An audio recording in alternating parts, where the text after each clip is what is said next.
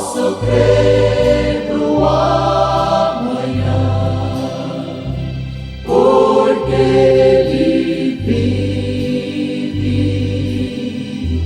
Temor não há, mas eu bem sei, eu sei que minha vida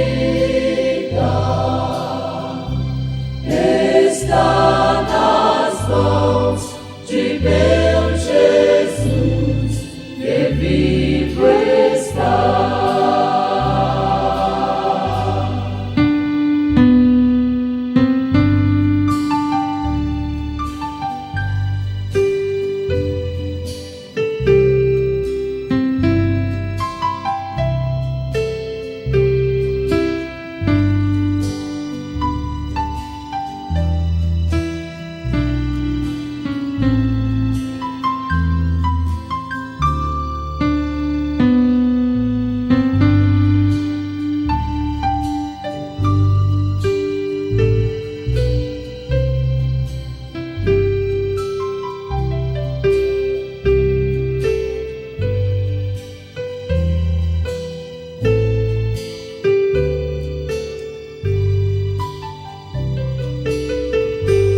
E quando enfim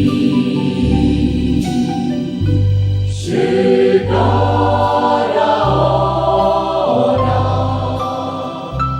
em que a morte enfrentarei,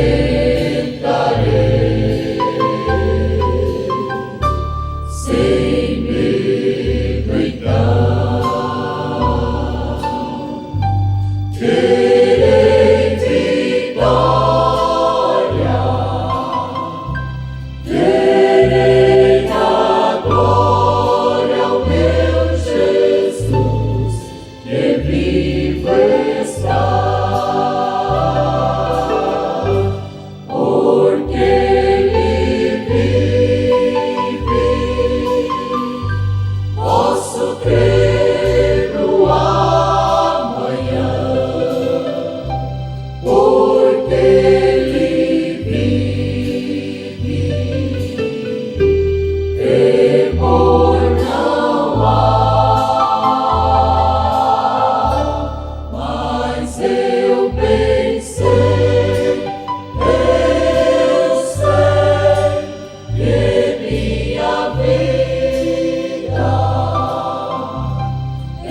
está nas mãos de meu Jesus, que vivo está.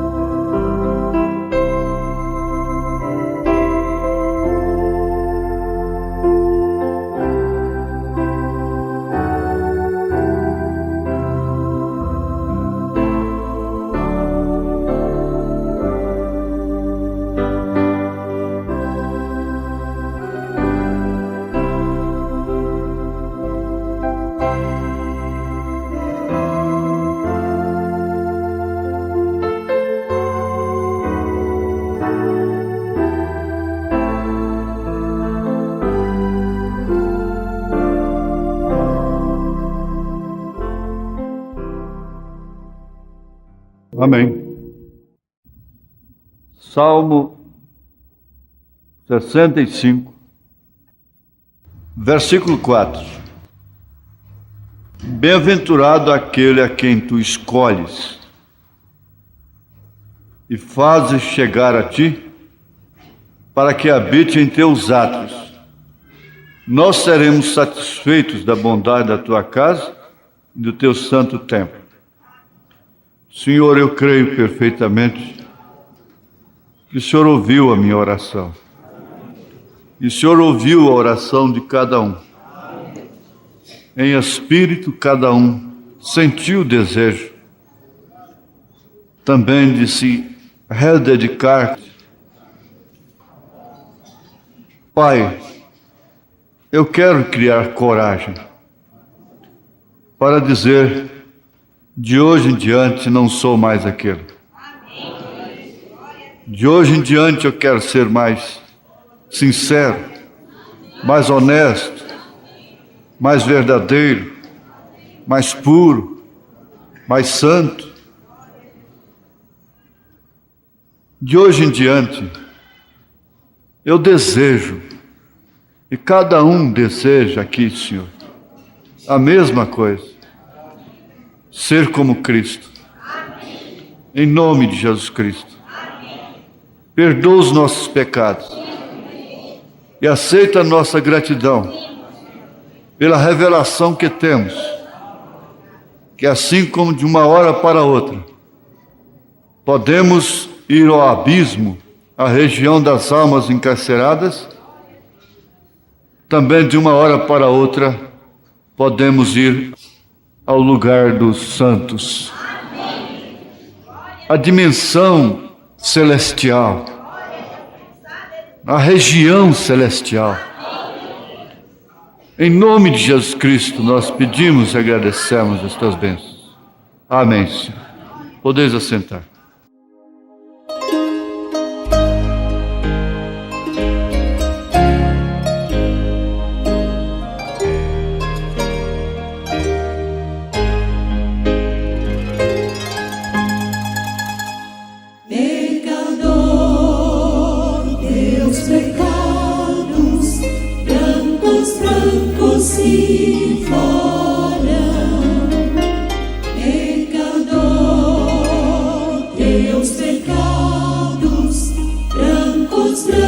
Se farão e não que sejam vermelhos como lã serão, ainda que teus pecados sejam como escarlata, brancos se farão. Se tornarão.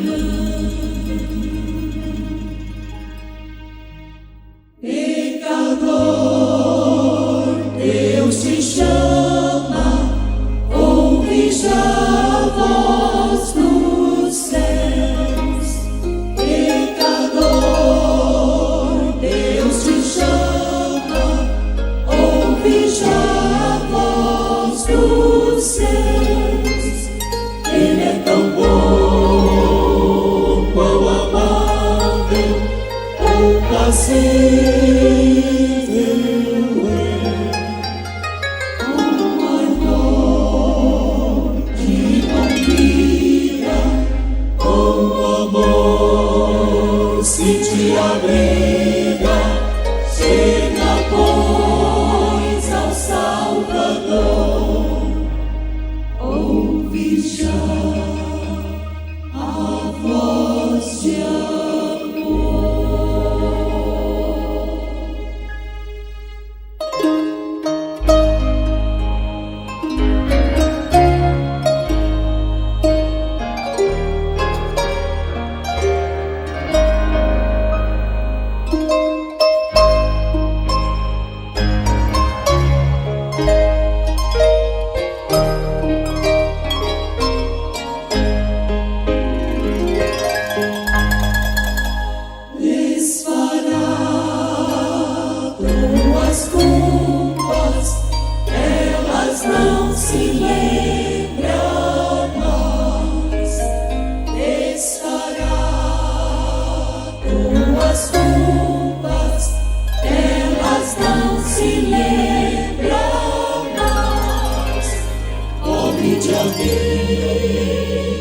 Vós cansados de Jesus, Senhor, não embora tu sejas ao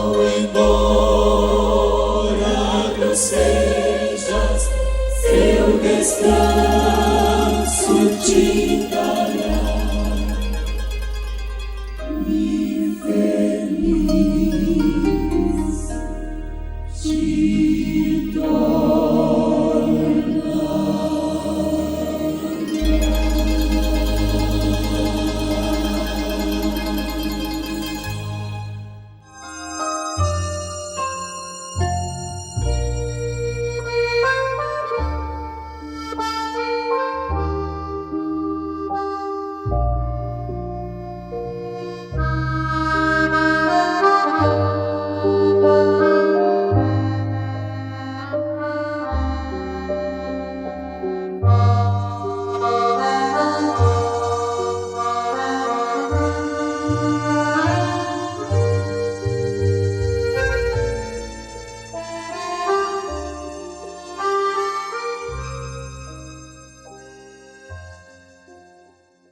Amém. Nós sabemos perfeitamente que é uma questão de dimensão. Essas dimensões são vividas através de espíritos. Estas que excedem a luz, a matéria e o espaço. Portanto, o profeta diz que é muito fácil se contrair um espírito. Talvez seja mais fácil do que receber o Espírito Santo. É muito fácil. Uma irmã da igreja, muito amiga do irmão Branham, não fechou os olhos quando ele pediu para fechar, numa reunião, e ali ela pegou um espírito de dupla personalidade. Na própria personalidade dela era uma mulher honesta, santa, mas quando ela caía na outra personalidade, ela traía o seu marido levianamente. E o profeta disse, ao saber de um fracasso de um ministro, ele respondeu assim: se Deus tiver a mão de misericórdia de mim, eu entrarei por um caminho pior do que ele. Então, de todos os modos, é a misericórdia antecedida pela eleição. O profeta nos conta, aqueles que viveram com ele, que um certo ministro saiu pregando certa vez que o irmão Branham era Cristo mesmo. Cristo na terra, literalmente Cristo, que era Jesus. Aí o irmão Branham chamou aquele irmão e disse: você sabe por que você está pregando isso aí de uma hora para outra, que eu sou Cristo? Ele disse: não, irmão Branham. Ele reconheceu: o senhor, de fato, quem faz as obras que o senhor faz só pode ser Cristo. Ele disse: é porque você posou num quarto de hotel. Naquela noite anterior, esse homem que anda pregando por aí que eu sou Cristo, posou naquele quarto. E você foi e posou na noite seguinte. E aquele espírito te apanhou. E você agora está pregando aí que eu sou o Cristo. Então, supõe-se que ele não teve o devido cuidado de se ajoelhar, de orar, de expulsar os espíritos. Às vezes expulsa espírito de prostituição, de crime, de desastre, coisa, mas esquece do espírito religioso. Agora, ninguém contrai uma doença porque quer. Mas às vezes pode se descuidar, por um descuido, contrair uma doença fatal. Mas, irmãos, tudo isso envolve a predestinação, a escolha de Deus. O irmão Branham disse que Abimeleque não tocou em Sara, não a possuiu por causa da predestinação. Se ela não fosse predestinada, a ser a esposa de um profeta, o pai da fé, que embora tendo apostatado, saído do seu lugar, mentido, ele tinha mentido, ele tinha proferido uma mentira. Embora ele estivesse enquadrado nessas falhas, Deus não permitiu que a sua mulher fosse violada. Porque uma mulher casada é virgem. A mulher casada é virgem. O profeta ensina isto. Quando ela pertence somente a seu marido, desde que foi ao altar, desde que fez o seu voto de fidelidade e nunca rompeu aquele voto, então ela é uma virgem. Ela, na verdade, concebe e dá à luz filhos, mas ela continua sendo virgem. Quer dizer, intocada por alguém que não é seu marido. Porque a mulher tocada é aquela que é tocada por um homem que não é seu marido. Porque a mulher casada não é uma mulher tocada, uma mulher mexida, violada. E assim também a igreja, embora dando à luz filhos, ela é virgem para com Deus, ela é sua noiva. E ela é intocada, e por isso Deus não permitiu que Abimeleque tocasse em Sara, por causa da predestinação. Antes de Abimeleque tocá-la, Deus teria matado-a. Lá quando ela duvidou da promessa, ele não o fez, porque ela estava no marido. Ela era intocada, ela estava no marido, e por isso Deus não pôde matá-la. Razão para morrer ela tinha.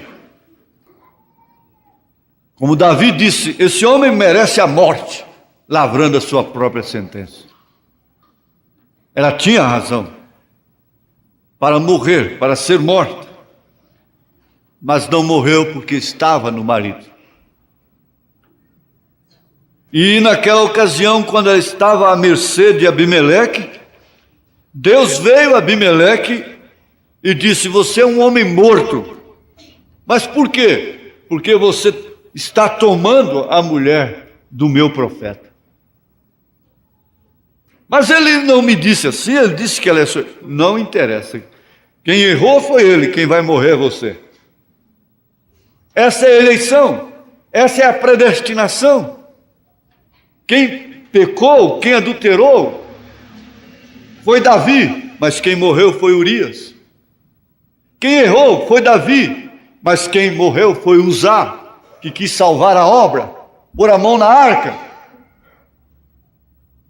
E assim você encontra o exercício da eleição, da predileção de Deus, durante todas as Escrituras, em toda a Bíblia Sagrada, em toda a história da igreja. E por que não hoje? Por que a igreja hoje não é a predileta? Satanás sabe muito bem que por coisas muito menores das que têm sucedido nesta igreja, igrejas por aí têm se rebentado em fluxo de doutrinas, em fluxo de pus, de câncer generalizado. Mas trata-se de uma predileção, trata-se de uma predileta. A igreja é a predileta de Deus. E Ele não imputa as suas falhas. Porque se o próprio Senhor Jesus disse: Pai, perdoa-os porque eles não sabem o que fazem. E Estevão orou da mesma forma em relação àqueles que o apedrejavam. Ora, eu pergunto, qual é a posição de Deus em relação aos seus filhos que vivem lutando, chorando quando pecam, se entristecendo, se amargurando, lavrando suas próprias sentenças, dizendo: este homem precisa morrer, esta mulher precisa morrer, dizendo, exclamando com alma: miserável homem que sou, miserável mulher que sou. Então Paulo surge por ali, em Romanos capítulo 8, e diz: quem tentará acusação contra os escolhidos de Deus? Satanás é acusador 24 horas ininterrupta por dia. Satanás é observador dos erros, é observador das falhas. Satanás é o faraó que olhava pela mesma janela que Moisés olhava e via um povo escravo, amassadores de barro, e que não poderia nunca sair do cativeiro. Mas Moisés chegou pela mesma janela e viu um povo da promessa, um povo filho de Deus, um povo elegido por Deus. Agora nós nos colocamos na mesma janela, nos pomos às vezes a condenar uns aos outros, quando cada um já está carregando um fardo pesado, uma luta opressora. Se o próprio Senhor Jesus Cristo foi oprimido,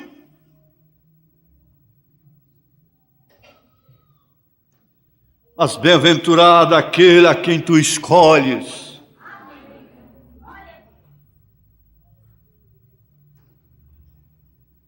Jesus Cristo diz,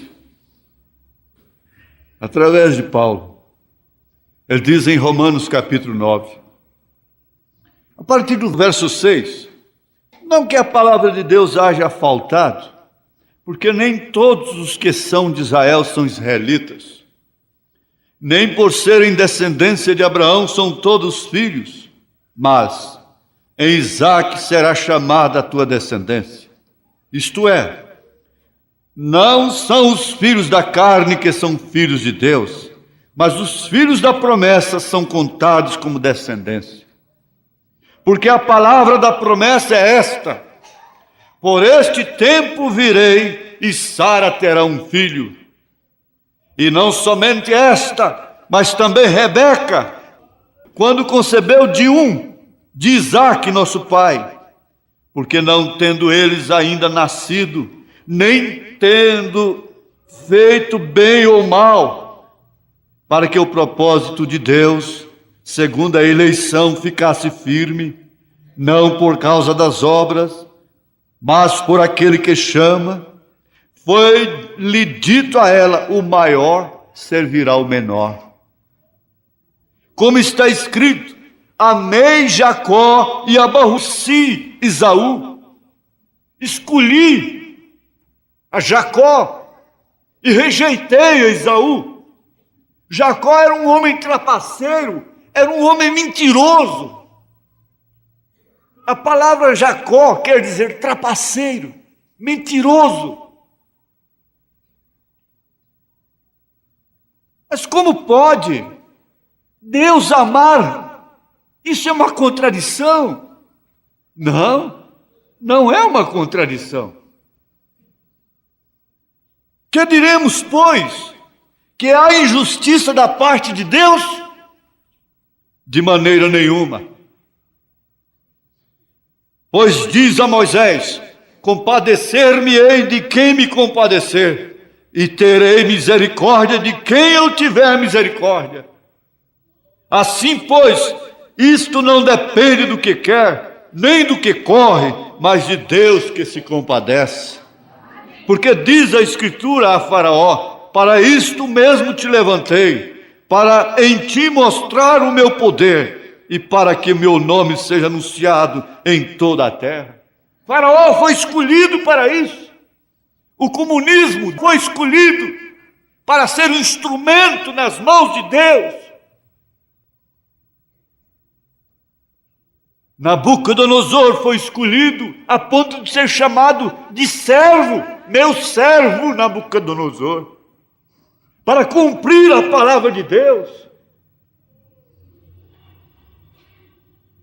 Nós temos que entender que Deus faz o que Ele bem entende. Logo, pois, compadece-se de quem quer e endurece a quem quer. Dir-me-ás então, por que se queixa ele ainda? Porquanto quem resiste à sua vontade? Mas, ó homem, quem és tu que a Deus replicas? Porventura a coisa formada dirá ao que a formou: por que me fizeste assim? Por que me fizeste tão negligente? Por que me fizeste tão defeituoso? Por que me fizeste amando a mim desde o ventre? Me fizeste dessa forma, trapaceiro. Quando quero fazer o bem, o mal está comigo. O mal que eu não quero fazer, este eu faço. O bem que eu quero fazer, este eu não faço. Por que me fizeste assim? Quem pode replicar a Deus? Por que me fizeste assim? Quando vejo, já estou conversando. Quando vejo, já estou falando. Quando vejo, já estou apanhando. Já estou metendo a cabeça no poste. Por que me fizeste tão teimoso? Sendo que a teimosia não é de Deus.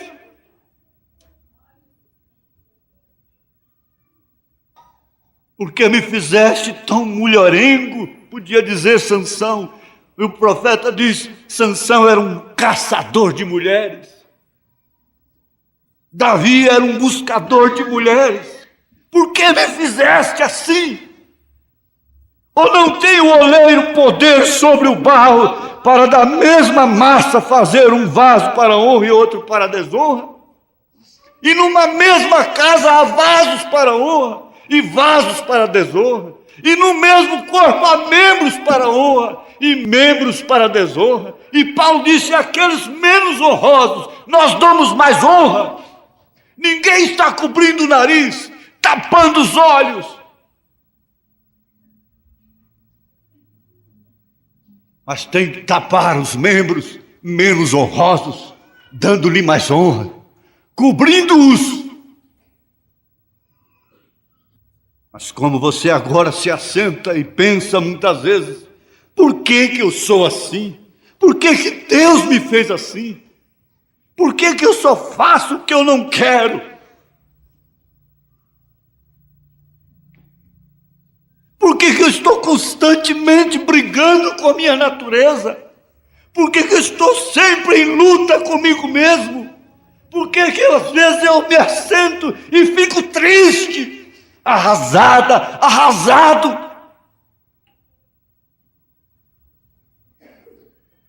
Você vai perguntar para Deus? Você vai fazer Deus te dar a resposta?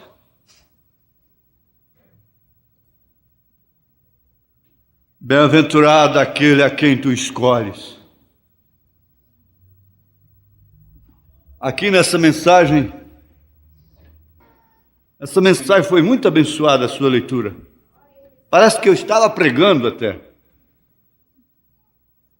O Deus que é rico em misericórdia, parágrafo 40, falando da eleição. E nós estávamos falando outra noite sobre como a semente deve morrer. E tudo em volta daquele germe de vida não deve apenas morrer, mas apodrecer. Se ela não apodrece, ela não pode viver. E o apodrecimento é completamente aniquilado, terminado. Apodreceu, aniquilou-se, terminou. Às vezes o crente pode chegar a uma condição de Lázaro. Eu estava orando e eu disse para Deus assim: Senhor, Lázaro estava morto e no entanto ele não tinha condição de orar, de pedir: me ressuscita, Senhor, me ressuscita, Jesus. Ele já estava podre. Como tem condição de orar um homem que está morto?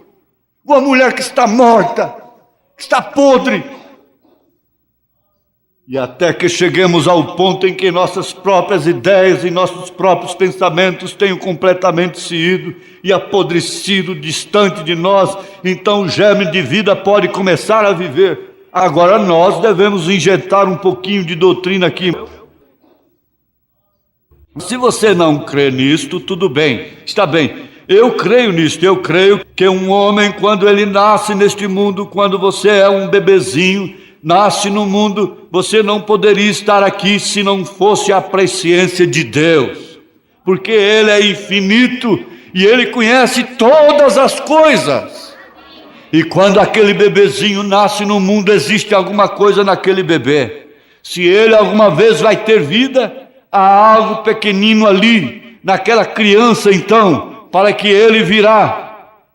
Mais cedo ou mais tarde, aquela sementinha está nele. Agora, se vocês tomarem, as Escrituras declaram isso plenamente. Agora, se você tem vida eterna esta noite, se nós temos vida eterna, então nós sempre fomos, pois existe somente uma forma de vida eterna. Nós sempre fomos escolhidos.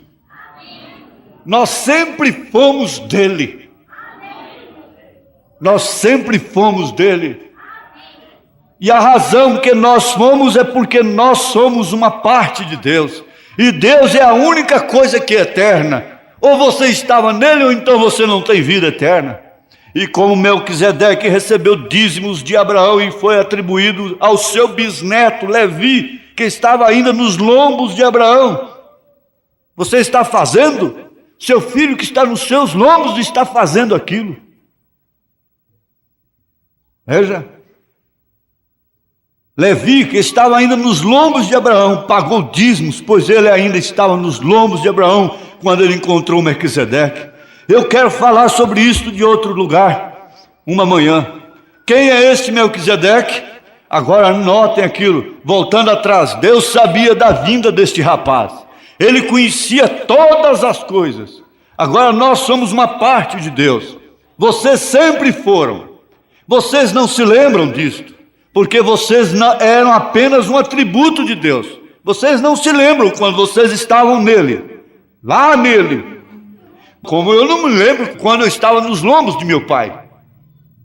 Você não se lembra quando você ainda estava no seu pai. É assim também, você não se lembra que você estava em Deus.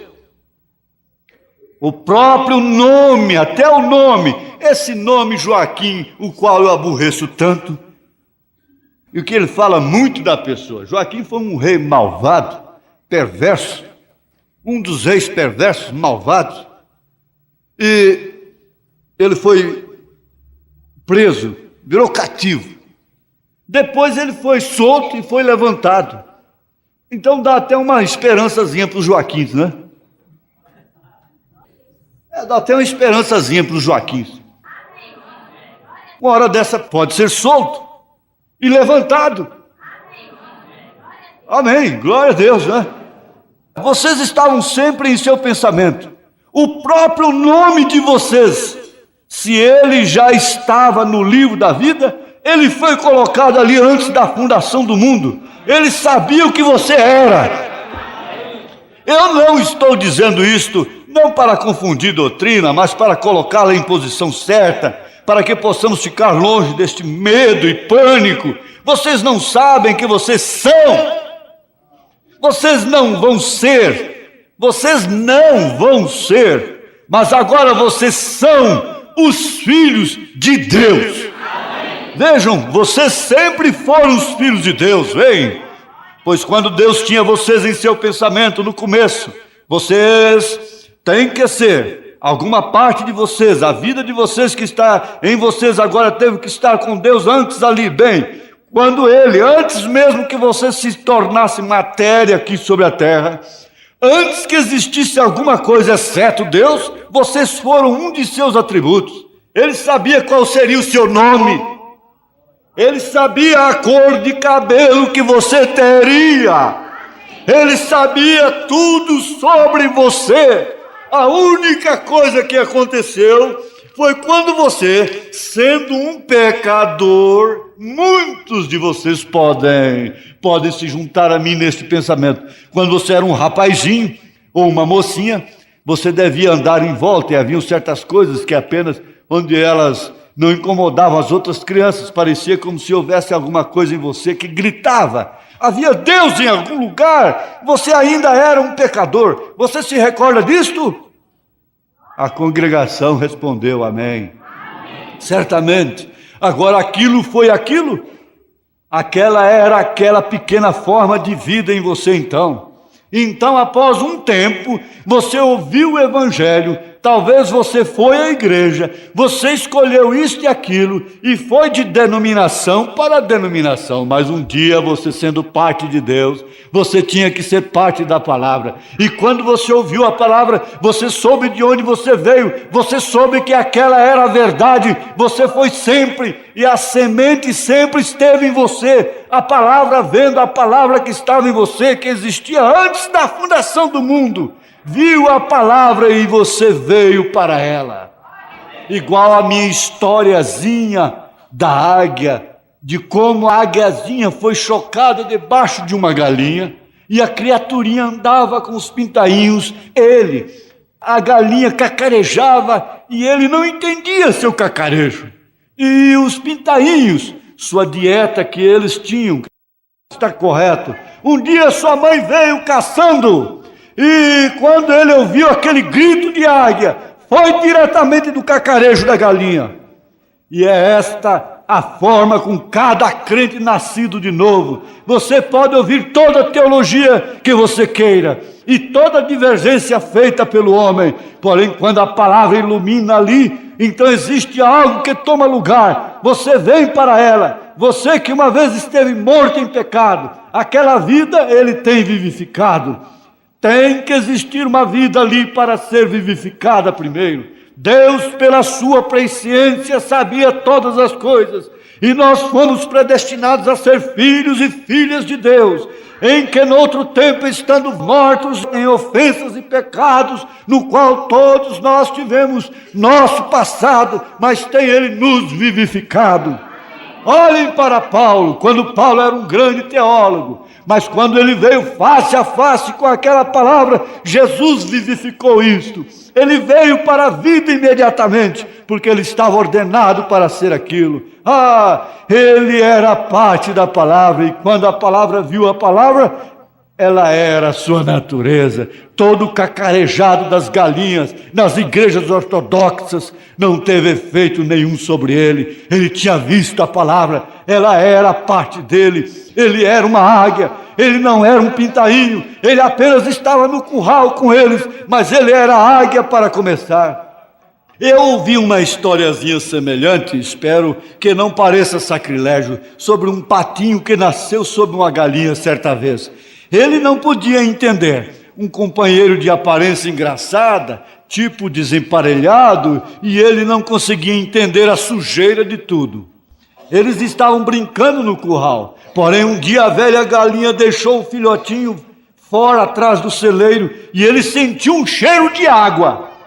Bem, ali fez um plim-plim. Bem, ele saiu em direção àquela água, o mais rápido que podia ir. Por quê? Ele jamais havia estado num poço antes. Ele nunca tinha estado na água. No entanto, ele era um pato para começar. A única coisa que ele tinha para fazer era vir para si mesmo. O crente é a mesma coisa.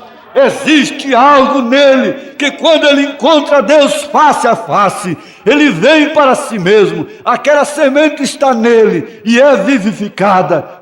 Está certo. E ele voa para longe das coisas do mundo. Elas se tornam mortas para ele. Eu me lembro, todos nós tivemos nossas vidas no passado naquelas coisas do mundo. Mas certa vez nós nos demos conta da coisa real, algo que nos vivificou, uma sementinha que surgiu para a vida. Então todas as coisas do mundo apodreceram ali mesmo. Nós não tivemos mais desejo delas. Aquele que é nascido de Deus não comete pecado. O adorador, uma vez justificado, não tem mais consciência de pecado, não mais deseja pecar. A questão do pecado terminou. Você se tornou a parte de Deus em Cristo. Cristo morreu para te redimir. Agora apenas pense de tudo isto que nós teríamos sido se não fosse por Deus. Mas Deus, em sua riquíssima misericórdia, como Ele nos tem redimido esta noite, onde estaríamos esta noite se não tivesse sido a riquíssima misericórdia de Deus sobre nós? Uma vez o mundo esteve tão pecaminoso que o homem tinha causado corrupção sobre toda a terra, até que isto afligiu a Deus por Ele já ter feito o homem. Toda a cabeça estava altamente podre, todo o corpo, e Deus até mesmo se preocupou por já ter feito o homem. Assim Ele disse: eu destruirei o homem que eu criei. Ele os destruiria porque não tinha nada senão corrupção. Mas um eleito não pôde ser destruído. Noé não pôde ser destruído. Ele voou sobre as águas como uma águia. E Deus então fez uma arca efetiva, eterna, levantando o seu filho no Calvário, derramando o seu sangue. Em Mateus capítulo 20, verso 16, Jesus disse: assim os derradeiros serão primeiros, e os primeiros derradeiros, porque muitos são chamados, mas poucos escolhidos. Bem-aventurado o homem que é escolhido. Deus te abençoe. Amém. Amém. Você é um pregador do Evangelho também, e você está aqui por uma boa causa. Você não está doente, você está em necessidade e você quer um avivamento pentecostal para começar em sua igreja. Todos nós queremos isso. Vamos todos ficar de pé por um avivamento pentecostal. Deus Todo-Poderoso que criou os céus e a terra, eu peço que todos os poderes dos demônios deste recinto sejam quebrados. O poder de Jesus Cristo seja manifesto, Senhor. Nós não estamos derrotados. Satanás, eu te ordeno no nome do Senhor Jesus Cristo, sai deste povo. Ponham-se de pé, vocês aleijados nas cadeiras de rodas. Deem glória